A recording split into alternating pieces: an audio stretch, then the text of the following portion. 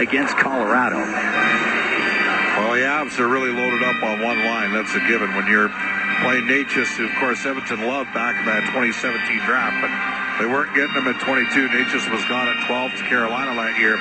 Necas with McKinnon and Lehkonen, who's become a very effective player in Colorado, taking his game to another level. Of course, they don't have Nichushkin, and they've traded Rantanen in the Necas trade.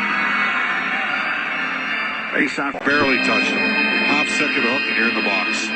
That's the standard. That needs to be the standard both ways. Zach, I'm into the box for the hook. We've had 3 of those already in this game that haven't been called. Mark, stop it. Pause. Nathan McKinnon wired one off the left wing to power play goal, and it's 1-0 Colorado.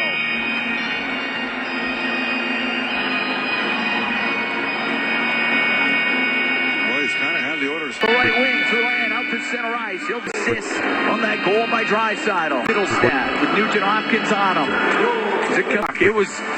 It wasn't covered up. It ended up going into the right corner, but he thought Stuart Skinner had covered it. But we get the whistle, and there'll be a face-off in the Oilers zone to the right of Skinner. Middlestat should have got the hook on Janmark. I mean, Janmark got a feed. Wow. Nice individual rush by Matias there. Forced Mackenzie Blackwood to make a good stop. We're tied at 1. We're here in the first period. The Oilers hosting Colorado. Last game. Recording resumed. Connor McDavid taking the draw for the Oilers. Wins it to Nurse. The left wing. Cale Makar walked right in and makes it 2-1 for Colorado. Sorry, but Skinner's got to have that one too. He beat him low to the glove side. I know it's Cale Makar. You need to stop here.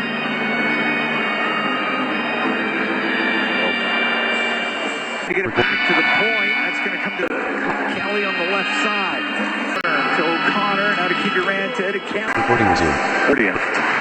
Is that Sister Christian we just heard? It was, yeah. Night Ranger.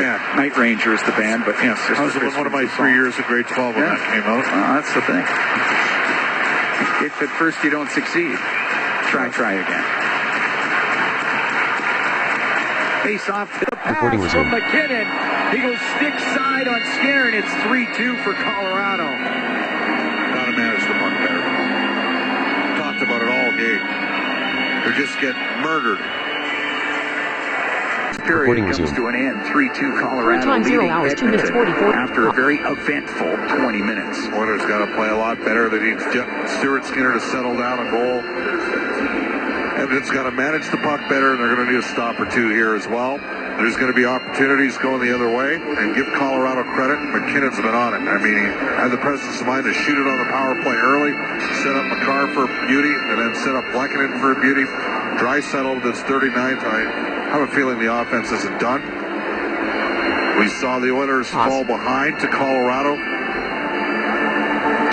after they fell behind 2-0 to Minnesota on a road trip, 3-0 to Colorado after 1.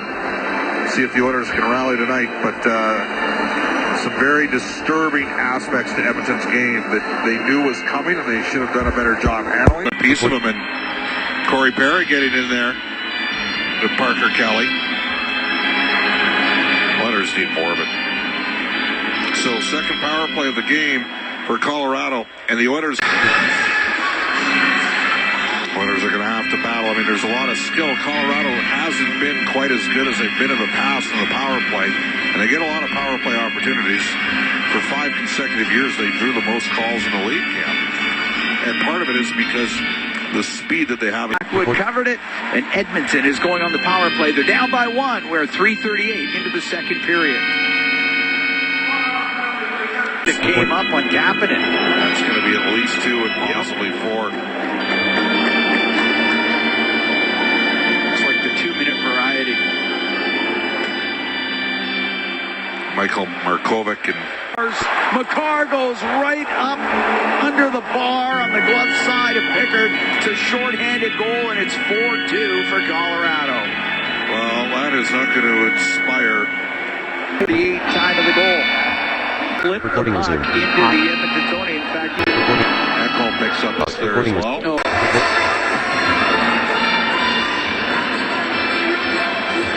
Moon and Bob Stauffer here in the Legacy Heating and Cooling broadcast booth. Legacy Heating and Cooling, home and no payments, no interest for 1 year.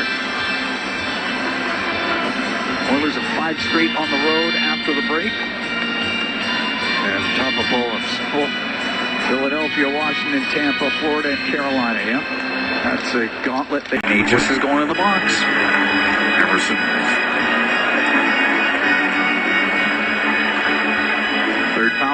Fourth power play for Edmonton. They're 2 for 3. Is it going to be even up? No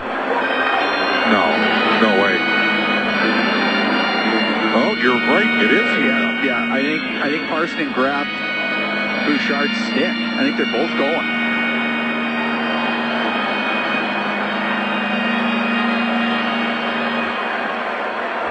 Made by Blackwood. High up with Nurse. That's right in front of the... I don't think that should have been a penalty.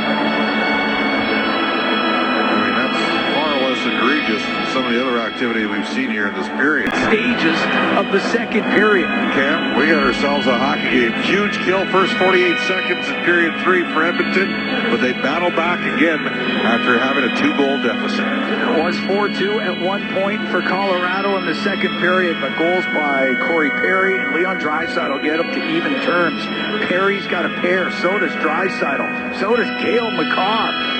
Nathan McKinnon and Arturi Lehkonen have also scored for Colorado. It's been a very entertaining game through 40 minutes, and the final 20 and possibly beyond is very likely to be just as entertaining. Of course, as Bob said, the Oilers do have some penalty kill time to deal with, 48 seconds worth to start off that third period. We're looking forward to it. It's going to be a roughing call. I'm telling you, Taves sold that for everything that it was worth.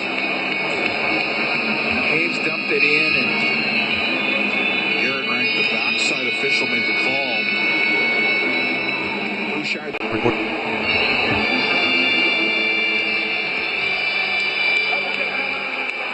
Almost went in, and Pickard was able to squeeze it. So this line for Colorado, I mean, they're a line, and they play together a lot, which is not to say that McDavid and Draisaitl haven't spent time together, but it's McDavid with Arvidsson and Hyman. And I just, again, I'm going to circle back to this. Like, this line for Colorado's dominated the game 5-on-5. Just go strength on strength. Right to the left wing quarter. Ekholm will get the pass from McKinnon. Natchez was alone in front of the net and gives the Avalanche a 5-4 lead. How many times are we going to watch? They discussed it all day. Don't pass backwards against a team that can skate like...